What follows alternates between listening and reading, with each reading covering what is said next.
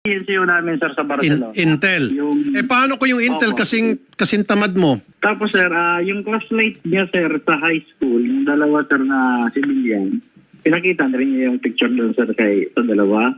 In-identify naman na sabi daw ng dalawa, yun na daw po si Rag, sir.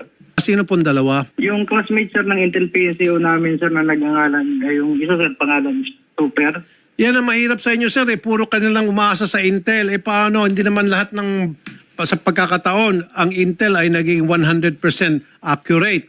May mga times na yung Intel ay sumasablay. Kaya nga meron term na failure on intelligence eh. Kaya nga na-invento yung word na failure on intelligence dahil nag-fail din po yung Intel. At tao lang po yung Intel ninyo. Sana ang ginawa nyo, sir, pumunta kayo sa korte tulad na ginawa ni ma'am, kumuha kayo ng mga pertinent information sa korte about the suspect, anong middle name niya, saan siya nakatira, etc.